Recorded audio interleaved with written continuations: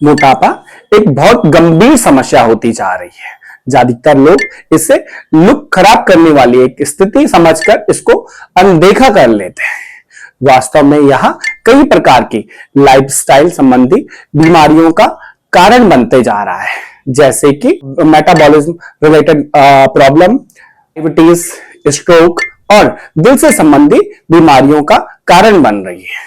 एक स्टडी के अनुसार भारत में 24% महिलाएं और 23% पुरुष मोटापे से ग्रसित हैं। Namaste, my name is Sushil Bhatt. I am a founder of Rudransh Yogshala. इन हेल्थ से संबंधित वीडियो के माध्यम से मैं आपको आपके शरीर के प्रति जागरूक करने का प्रयास करता हूं। मोटापा एक मेटाबॉलिक डिसऑर्डर है। जब हमारे शरीर में एक्सेस फैट स्टोर हो जाता है तो उस कंडीशन को ओबेसिटी कहते हैं। ओबेसिटी को हम बीएमआई, बॉडी मास इंडेक्स के माध्यम से मेजर करते हैं। बीएमआई को मापने के लिए हम अपने बॉडी वेट में अपनी हाइट सेंटीमीटर स्क्वायर को डिवाइड कर देते हैं, जिससे बीएमआई निकल जाता है। अगर वर्ल्ड हेल्थ ऑर्गेनाइजेशन के अनुसार अगर आपका बीएमआई 18 से 25 के बीच है तो यह एक हेल्थी बीएमआई है। अगर आपका बीएमआई 25 से 30 के बीच है तो आप ओवरवेट की कैटेगरी में हो, और अगर आपका बीएमआई 30 से ऊपर है तो यह ओबेसिटी की कंडीशन होती है। आपके मोटापे को मापने के लिए आप अपना कमर के नाप से भी मोटापे को माप सकते हैं। अगर पुरुषों में आपके पेट का वेट 90 सेंटीमीटर से अधिक और महिलाओं में 80 सेंटीमीटर से अधिक है तो आप ओबेसिटी का शिकार हैं। ओबेसिटी होने के कई कारण हैं, जिसमें से पहला जो कारण है वह है एनर्जी का इम्बैलेंस होना, अर्थात आपके द्वारा जो कैलोरी इनटेक है वह कैलोरी एक्सपेंडिचर से अधिक है, जिसके कारण एक्सेस फैट आपके शरीर में स्टोर होने लगता है। दूसरा जो कारण है वह है आपकी डाइट। जब आप अपनी डाइट में प्रोसेस्ड फूड और कैलोरी डेंस फूड का ज्यादा इस्तेमाल करते हैं तो आपका वेट बढ़ने लगता है, क्योंकि हमारा जो शरीर है उसको उसका कैलोरी बर्न करने की एक कैपेसिटी होती है, और अल्ट्रा प्रोसेस्ड फूड में अधिक कैलोरी होने के कारण हमारा शरीर ज्यादा कैलोरी बर्न नहीं कर पाता। तीसरा जो कारण है वह है जेनेटिक कारण, कि अगर आपके परिवार में आपके माता पिता अगर ओबेसिटी से ग्रसित हैं तो इस बात की बहुत ज्यादा संभावना है कि आपको भी ओबेसिटी की प्रॉब्लम हो।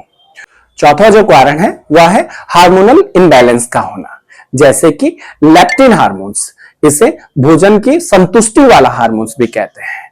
यह फैट सेल्स के द्वारा प्रोड्यूस होता है और यह हमारे ब्रेन को एक सिग्नल भेजता है कि हमें अब खाने की आवश्यकता नहीं है, यह हमारी भूख को कम कर देता है। परंतु जब इसका सिक्रीशन ज्यादा होता है तो हमें हमारी भूख कम नहीं होती। इसी प्रकार का एक अन्य हार्मोन्स जिसे ग्रेलिन हार्मोन्स कहते हैं, इसे हंगर हार्मोन्स भी कहते हैं। इसकी वजह से हमारी फूड क्रेविंग बढ़ने लगती है। पांचवी जो टेक्निक है वह है lack of physical activity. Lack of physical activity के कारण हमारे शरीर में एनर्जी इंबैलेंस हो जाती है और एक्सेस फैट हमारे शरीर में स्टोर होने लगता है। पांचवा जो कारण है वह है स्ट्रेस। स्ट्रेस के कारण हमारे शरीर में कार्टिसोल हार्मोन्स रिलीज होता है और यह हमारे मेटाबॉलिज्म को कम करता है। अच्छा, सातवां जो कारण है वह है हमारा बिहेवियरल फैक्टर, कि हम इमोशनल ईटिंग और पुअर स्लीपिंग पैटर्न को अपनाते हैं, जिसकी वजह से हमारा फैट बढ़ने लगता है।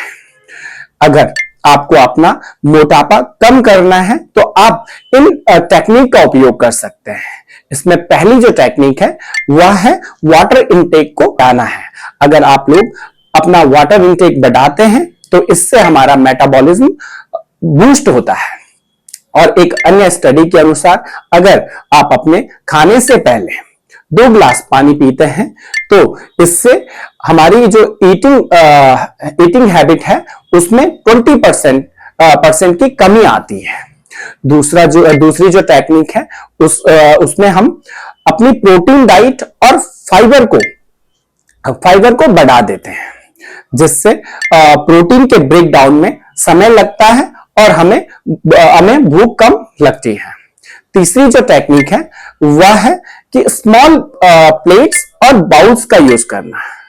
साइकोलॉजिकली हमें लगता है कि हमने एक प्लेट भर खाना खाया है, परंतु वह क्वांटिटी में बहुत कम होता है।